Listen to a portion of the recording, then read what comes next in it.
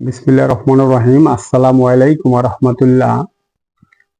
পুরাতন চুন, ১-২ বছরের পুরাতন চুন কিংবা ভিজা চুন, অর্থাৎ ১ সিজন ২ সিজনের যে চুনটা ভিজে বা ওয়েস্টেজ অবস্থায় পড়ে আছে, এই পুরাতন ভিজা চুন এটা আমাদের মাছ চাষের পুকুরে বা প্রস্তুতকালীন সময় এটা ব্যবহার করা যাবে কিনা, ব্যবহার করলে আমাদের কি কি লাভ হতে পারে, কি কি ক্ষতি হতে পারে, বা নূতন চুন এবং পুরাতন চুনের গুণগত মানের এখানে কি কি ব্যবধান রয়েছে বা কি কমতি রয়েছে, এই চুনটা কখন ক্ষতিকর, অর্থাৎ পুরাতন চুন যদি হয় বা ভেজা চুন হয়, সেই ভেজা চুনের বা পুরাতন চুনের কালারের পরিবর্তন দেখলে, মানে কোন ধরনের কালার হলে পরে এই চুনটা কখনোই ব্যবহার করা যাবে না, অর্থাৎ এটা একদম নষ্ট হয়ে গেছে, এটা কোনোভাবেই ব্যবহার করা যাবে না। তো এই টোটাল বিষয়টা একটু ধারণা দেওয়ার চেষ্টা করব আজকে। আর এই আলোচনা করার কারণটা হলো, আমার এই যে চুনগুলো দেখছেন, এই চুনগুলো অ্যাকচুয়ালি ১.৫ বছরের পুরানো, অর্থাৎ গত সিজনের, আগের সিজনের একদম শেষ সময়। তখন আমাদের আমার এই ঘরের ভিতরে ৪ বস্তা চুন স্টক করা ছিল, কিন্তু হঠাৎ করেই বন্যায় এই ঘরটা ভেঙে পড়ে গেল। তো বৃষ্টিতে ভিজে এই চুনগুলো ফুটে গেল, বস্তাটা ফেটে চুনটা বেরিয়ে গেল।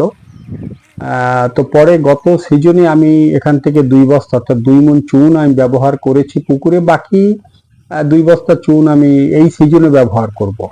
যেহেতু আমার পুকুরটা এখন প্রস্তুত পর্যায়ে রয়েছে, আমি আমার এই পুকুরটা একক মলা মাছ চাষের জন্য প্রস্তুত করছি।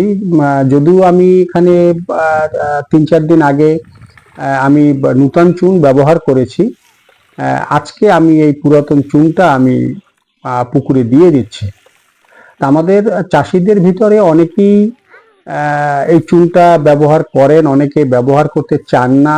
আর চুন যখন পুরানো হয়ে যায় বা যদি ভেজা চুন হয়, যে ভিজে এটা পাউডার হয়ে গেছে, অনেক পুরানো একটা চুন, এখানে যে জীবাণু ধ্বংস করার ক্ষমতাটা থাকে না, কিন্তু অন্যান্য উপাদান যেগুলো রয়েছে, এই উপাদানগুলো কিন্তু প্রায় বিদ্যমান থাকে, অর্থাৎ কিছুটা পরিমাণে কম থাকে, কিন্তু এর কার্যকারিতা ভালোই হয়, কার্যকারিতাটা একদম খারাপ না। অর্থাৎ এটা ব্যবহার করলে আমরা অনেক উপকার এখান থেকে আমরা পেতে পারি। পুরাতন চুনে ক্যালসিয়াম থাকে, আর এই ক্যালসিয়ামটা বোঝার উপায় হলো, এই পুরাতন চুনটা যখন আপনি একটু পানি দিয়ে, হাতে একটু চুন নিয়ে সেখানে একটু পানিটা দিলেন, যখন হাতে এরকম চটকাবেন তখন দেখবেন যে এটা একটু পিচ্ছল লাগছে, অর্থাৎ একটু তেলতেলে, একটু পিচ্ছল লাগছে। এই যে পিচ্ছল লাগাটা, এই পিচ্ছলটাই হলো অ্যাকচুয়ালি ক্যালসিয়াম। আর এই ক্যালসিয়ামটা তো আমাদের মাছের হাড় গঠনের জন্য একদম অনস্বীকার্য একটা উপাদান।